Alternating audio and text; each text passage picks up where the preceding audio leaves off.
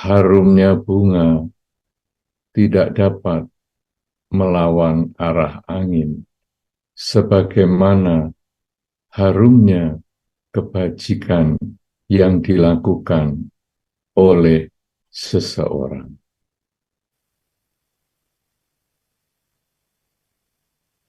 Bhikkhu Sangha yang sangat saya muliakan, para romo, ramani, para upasaka, upasika, serta semua yang hadir dalam acara pelimpahan jasa yang diselenggarakan oleh Wihara Buddha Loka Tulungagung, juga yang mengikuti acara ini secara langsung melalui media sosial, ataupun yang menyaksikan acara ini dalam dokumentasi di waktu yang lain.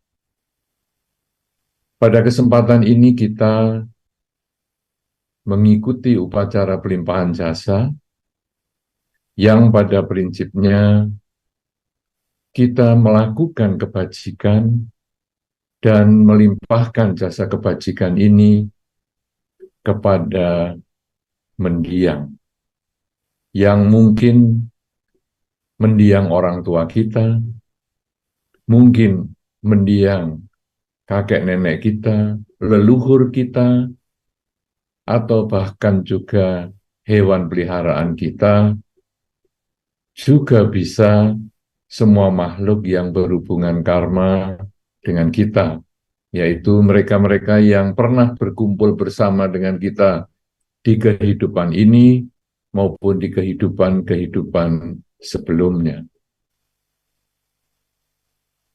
Disampaikan di dalam awal perjumpaan kita bahwa harumnya kebajikan itu dapat melawan arah angin, tidak sebagaimana harumnya bunga maupun harumnya dupa dan lain sebagainya. Tentu kalau kita memperhatikan di lantai bawah Wihara Buddha Loka, ada berbagai persembahan untuk para mendiang yang tadi juga kita sudah lihat bersama, kemudian juga ada pemasangan dupa dan sebagainya. Kalau diperhatikan, asap dupa itu selalu mengikuti arah angin. Jadi kalau arah anginnya ke utara, asap dupanya juga ke utara. Anginnya arahnya ke selatan, asap dupa juga ke selatan. Namun, ketika seseorang melakukan banyak kebajikan, maka perbuatan baik itu bisa melawan arah angin, bisa tersebar di seluruh penjuru. Maksudnya adalah bahwa kalau kita sekarang melakukan pelimpahan jasa, kita mengingat jasa-jasa kebajikan para mendiang, karena mereka walaupun sudah tidak berkumpul dengan kita, mereka itu sudah pernah berbuat baik. Kalau harumnya bunga itu hilang seiring dengan layunya bunga, hancurnya bunga, busuknya bunga, tetapi harumnya kebajikan masih ada, masih tertinggal, walaupun orangnya sudah sakit, walaupun orangnya sudah meninggal, walaupun orangnya sudah hancur karena meninggal sudah cukup lama, tetapi kita masih tetap mengingat kebajikannya. Dan kita tetap memasang foto-foto mendiang, karena kita tahu merekalah yang sudah berbuat baik. Saudara-saudara, ketika kita melakukan kebajikan dengan pelimpahan jasa seperti itu, kita bukan hanya sekedar mengenang mereka yang sudah berbuat baik, sekedar mengenang apakah mereka itu masih punya rencana-rencana yang perlu kita wujudkan. Bukan hanya sekedar mengenang nasihat-nasihat apa yang sudah mereka sampaikan semasa hidupnya untuk saya jalankan. Tetapi kita juga hendaknya bertekad bahwa saya juga harus menjadi orang-orang yang layak dikenang di masa depan. Karena saya satu ketika, tubuh ini pasti akan layu, tubuh ini pasti akan lemah, tubuh ini pasti akan meninggalkan kehidupan ini, tubuh ini pasti akan hancur. Seiring dengan kehancuran tubuh kita, apakah yang dapat kita tinggalkan untuk keluarga kita? Apakah yang dapat kita tinggalkan untuk lingkungan kita? Karena kalau tadi dikatakan harumnya bunga searah dengan angin, harumnya kebajikan itu melawan arah angin, berarti kita disarankan untuk memperbanyak kebajikan.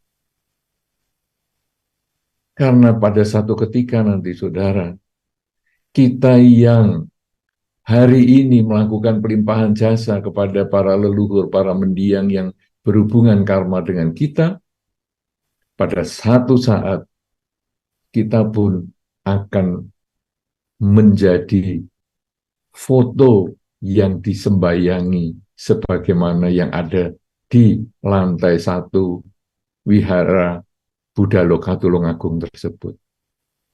Kita secara bergiliran akan menuju kematian.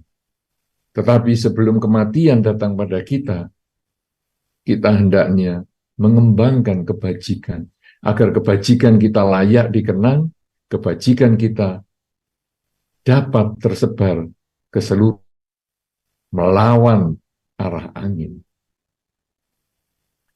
Saudara-saudara, apakah kebajikan yang perlu kita lakukan?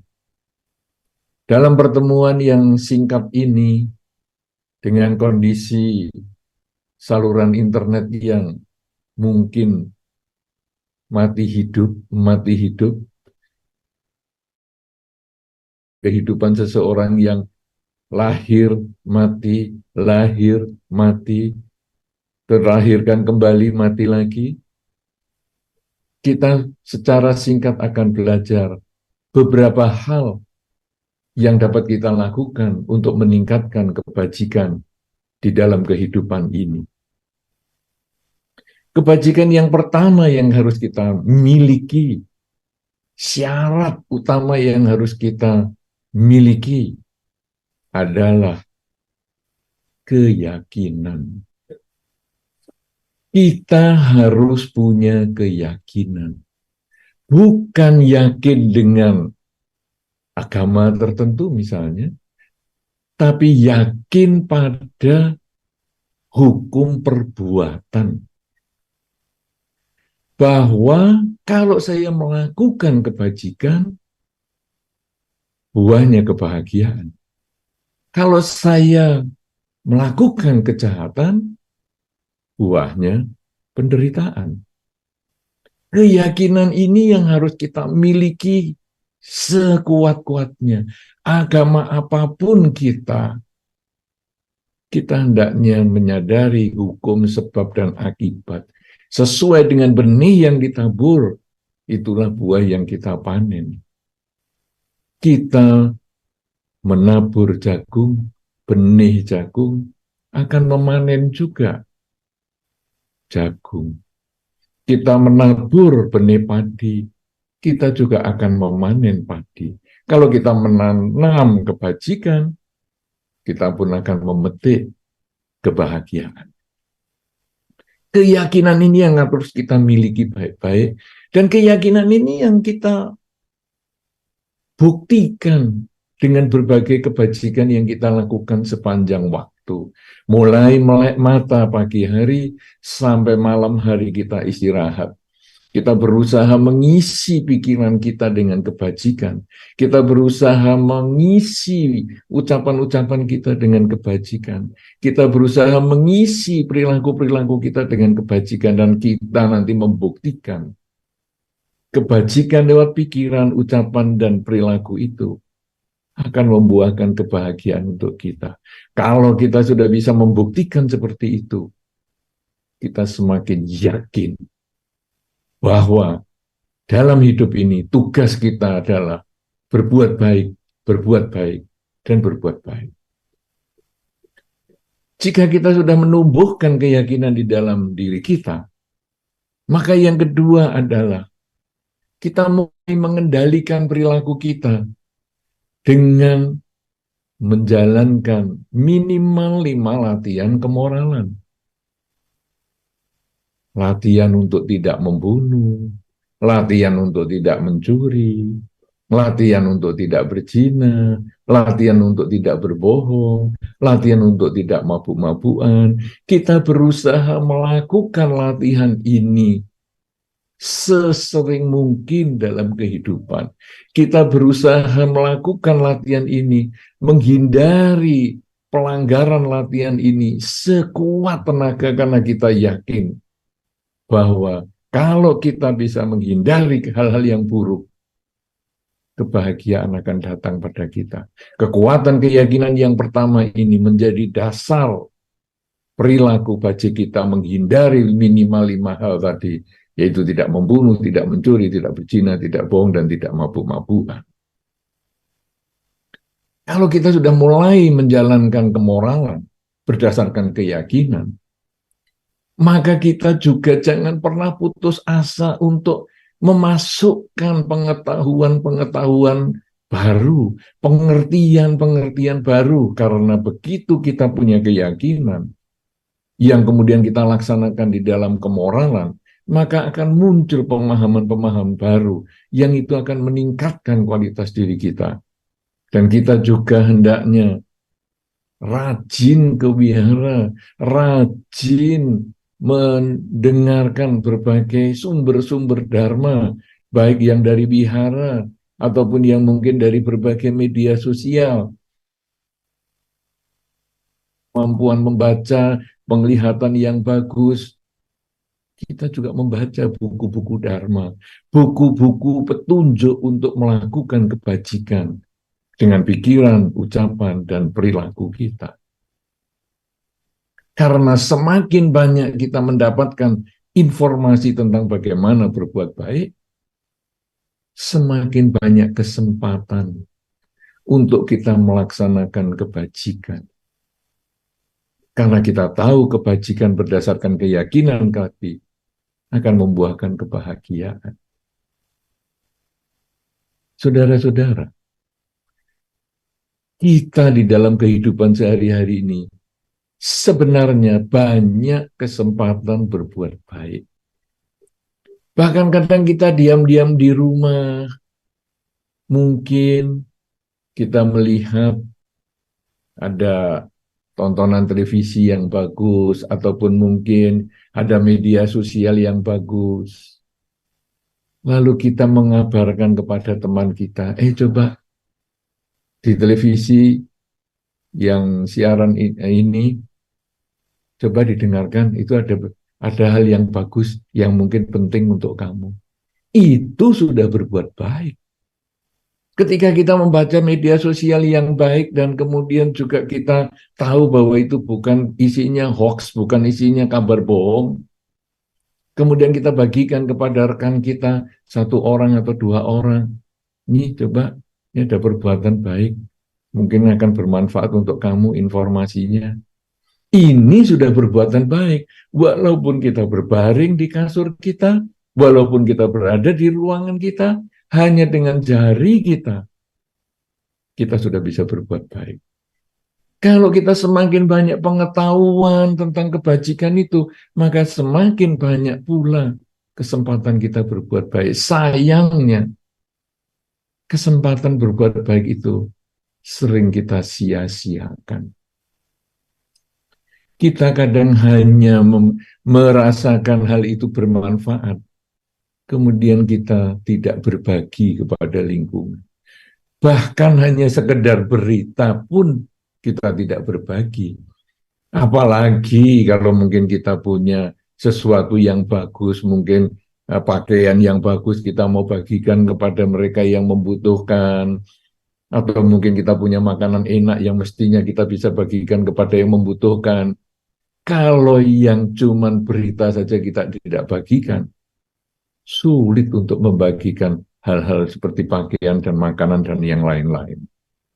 Tetapi kalau kita mulai dari hal yang kecil, berbagi berita, berbagi kabar kebahagiaan, maka nanti ketika kita punya pakaian yang bagus, atau bahkan kita sengaja membeli pakaian untuk mereka yang membutuhkan, kemudian kita punya makanan enak, atau bahkan kita membeli makanan untuk mereka yang membutuhkan, kemudian kita juga memiliki sedikit rezeki untuk kita bagikan, mungkin mungkin untuk mereka-mereka juga yang di sekitar kita yang sedang menderita, maka kebajikan inilah yang akan bermanfaat untuk kita.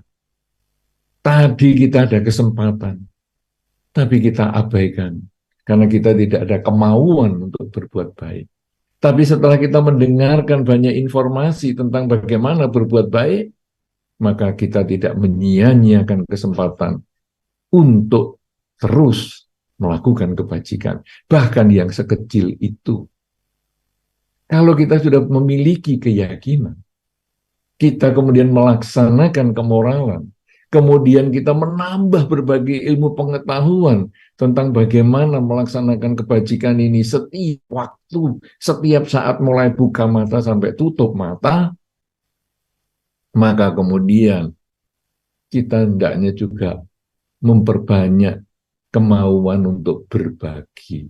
Jadi kebajikan-kebajikan yang sudah kita pelajari tadi bukan hanya sekedar pengetahuan, tetapi kita berbagi kepada lingkungan. Seperti yang tadi saya sudah sampaikan, kita punya pakaian, kita bagikan. Bahkan mungkin kita membeli yang baru untuk dibagikan kepada yang membutuhkan. Kita punya makanan, bahkan kita membeli makanan untuk mereka yang membutuhkan. Bahkan kadang kita juga berbagi materi dan lain sebagainya. Semua ini perlu diwujudkan. Pengetahuan kebajikan yang kita sudah dapatkan perlu dilaksanakan.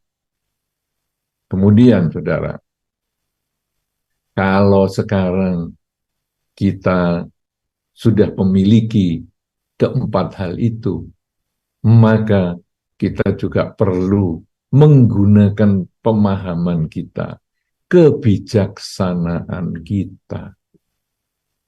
Kita memang punya pengetahuan kebajikan, kita punya keyakinan untuk mewujudkan pengetahuan kebajikan itu.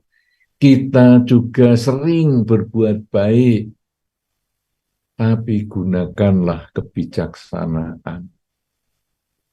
Untuk berbuat baik tentu kita juga harus mengetahui kepada siapa kita berbuat baik. Apakah hal-hal yang dapat kita lakukan untuk mereka? Ini semua tentu harus disesuaikan. Misalnya, saya punya pakaian yang bagus. Kemudian saya mau bagikan. Saya punya jaket, saya punya celana panjang, saya punya sepatu, saya punya topi yang bagus. Saya mau bagikan. Tapi saya bagikan kepada para biku. Ya ini tentu tidak cocok. Pakaian Anda yang Anda punyai bagus. Celana yang Anda miliki bagus, masih baru. Sepatunya juga mahal, bagus baru. Topinya juga bagus baru. Tapi tidak cocok untuk para biku.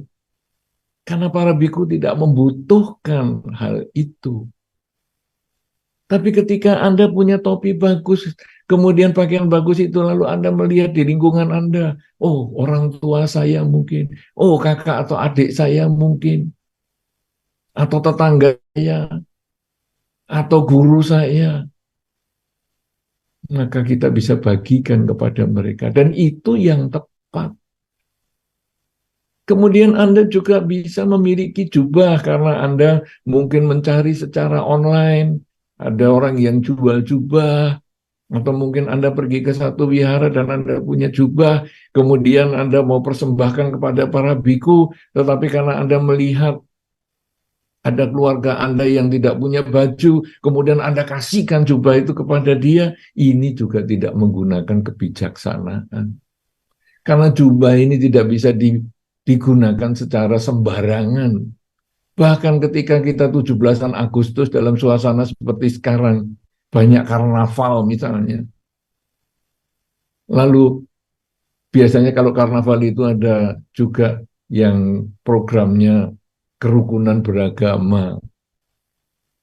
Sehingga nanti dari pemuda di sekitar kita ini, lingkungan kita mengatakan, saya pinjam jubahnya ya, karena ada yang mau kita jadikan ada bikunya, karena ada pemuka agama yang lain, maka agama Buddha kan ada biku. Nah, kita kan nggak suruh biku karnaval, tapi ya kita ada orang yang mau digundul rambutnya, atau kebetulan dia memang sudah nggak punya rambut, saya pinjam jubah ya.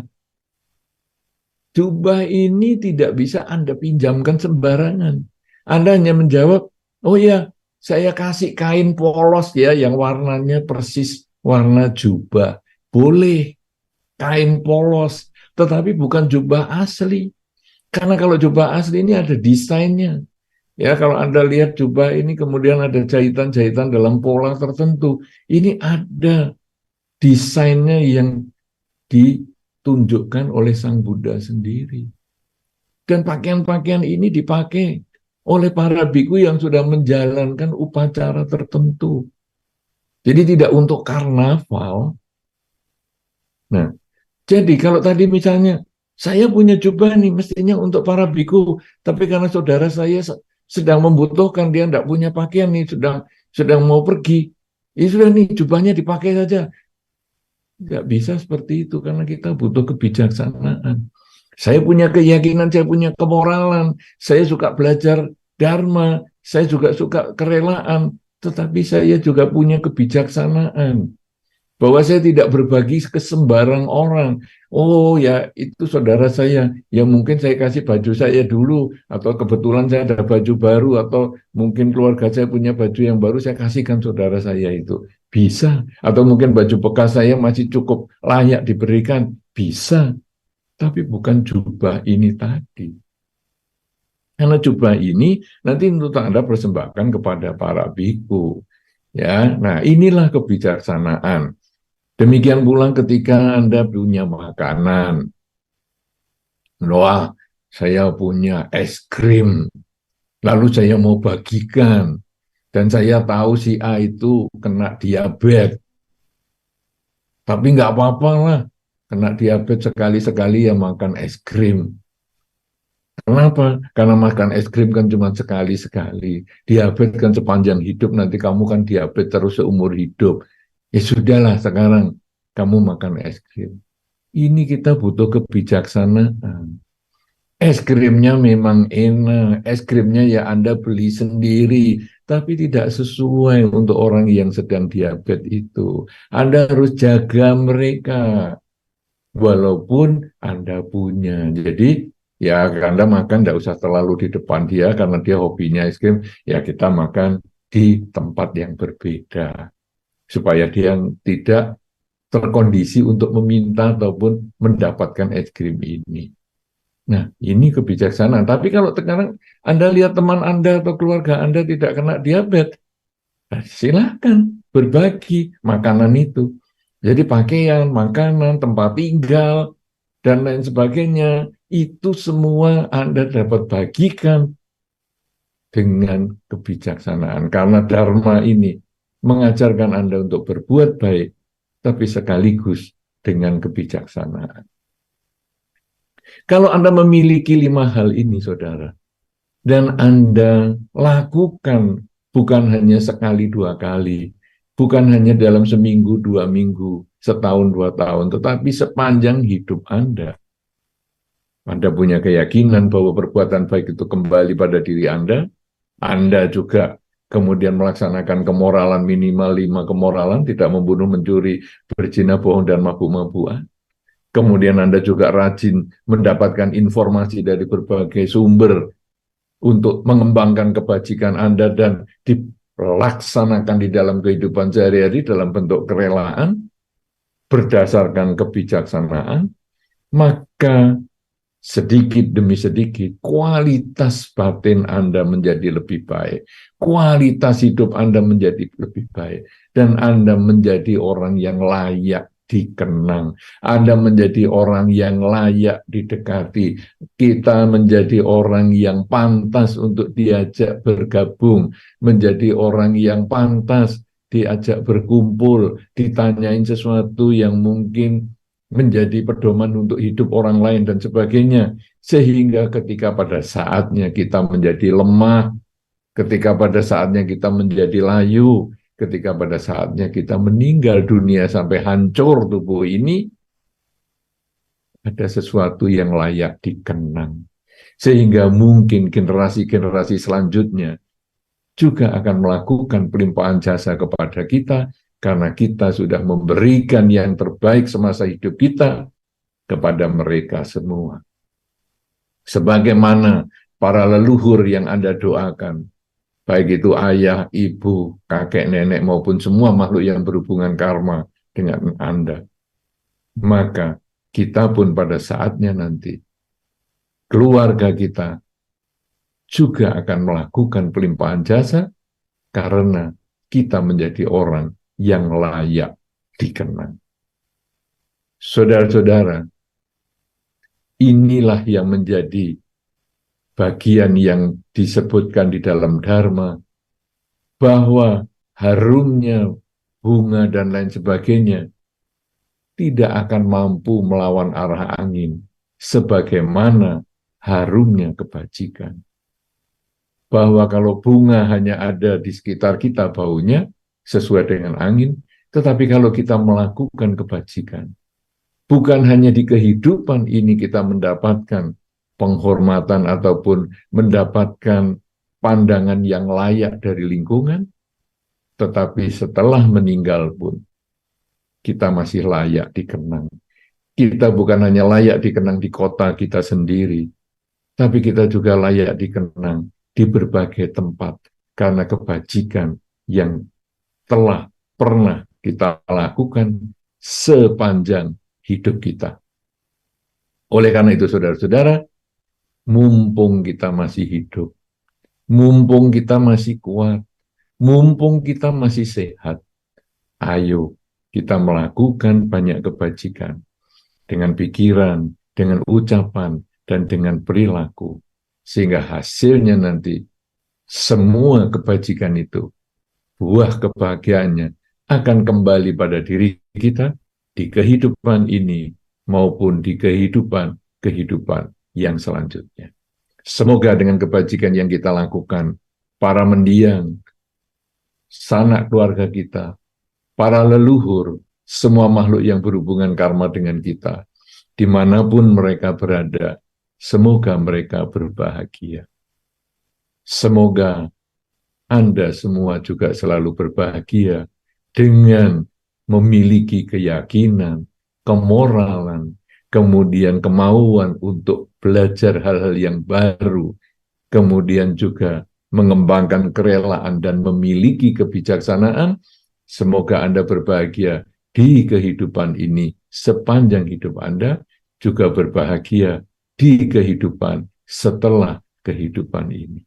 Semoga semua makhluk, baik yang tampak maupun yang tidak tampak, akan memperoleh kebaikan, memperoleh kebahagiaan sesuai dengan kondisi karmanya masing-masing. Sabe sata, bawantu, sukitata.